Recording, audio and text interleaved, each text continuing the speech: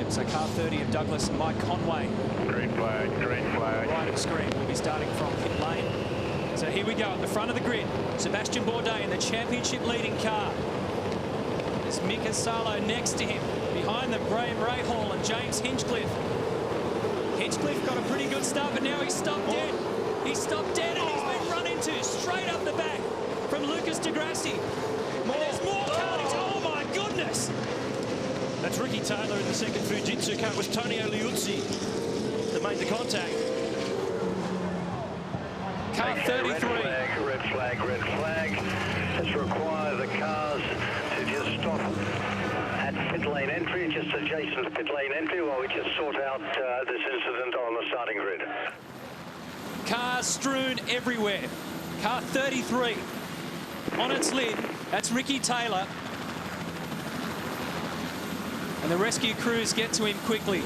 Big damage to the front of car 4 of Simon Pagenaud.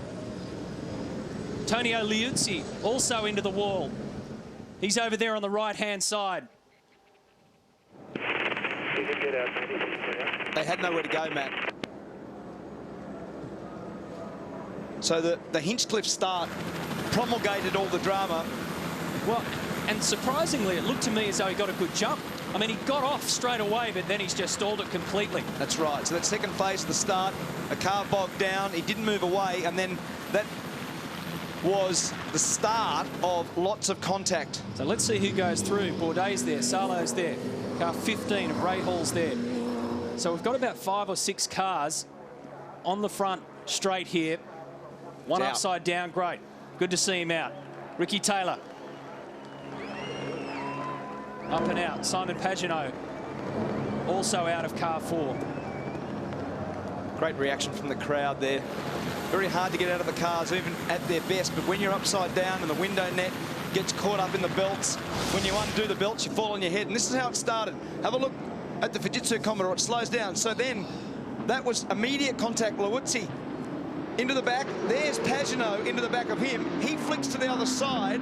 Ricky Taylor ends up making contact with the front of the Irwin Falcon and then turns on its roof.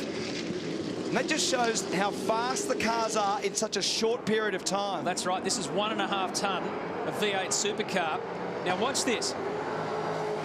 You watch car 33 come right in the middle, up, over, spin, collects the wall, and Ricky Taylor, in the space of just 100 metres or so in a V8 Supercar, ends up looking the wrong way. That's the initial impact. Liuzzi into the back of Hinchcliffe. Pagenaud into the back of Liuzzi, and then at top speed. Oh, Taylor up and over. Some really good pieces of driving within this. Ryan Briscoe did a really good job to miss. Will Power did an amazing job to miss the back of Hinchcliffe. You have a look where Ryan Briscoe is right now. And that Sarrazin also did a fantastic job to not run into Ricky Taylor in Jason Bright's car there. They're all on their roof. They're spinning around. It was extraordinary scenes. Time plus 1 lap, so we're probably going towards a time certain finish instead of going the distance of 102 laps. You know, car 33's out of this one. Car 4 is also out of it. Car 34 in pit lane as well. Another car has just entered the lane. And it's car 30 of Taz Douglas and Mike Conway. Green flag, green flag. Okay, let's see if we get a clean one this time. Bourdais and Salo at the front. Rahal behind them.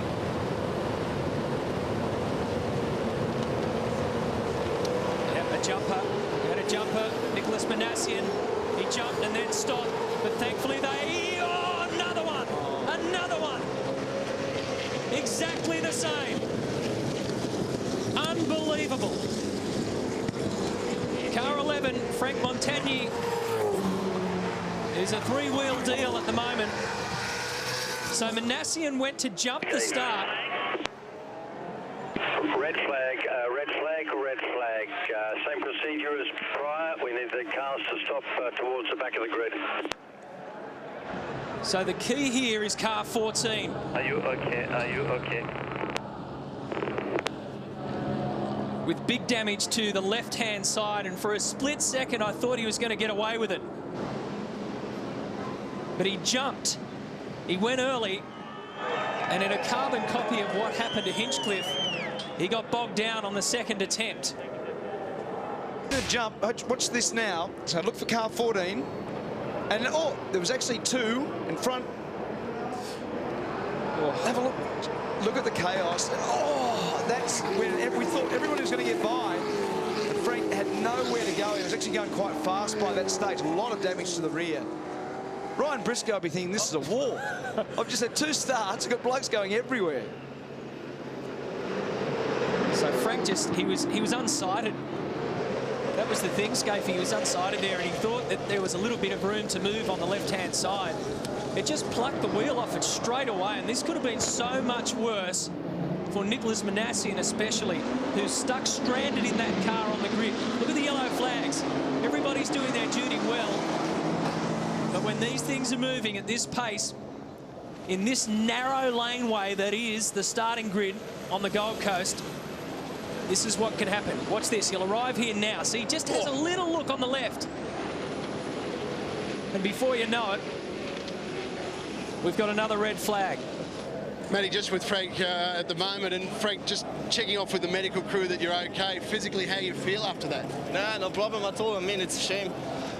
I haven't in the car at all, and the guy on the right line just brakes, and I moved right. When I saw that, I said, there is something on the left, but hit the rear wheels anyway, so... Not much you can do in those situations. I don't know. First time here, first time in this car, so not much experience. All right, all the best, Frank. Thank you.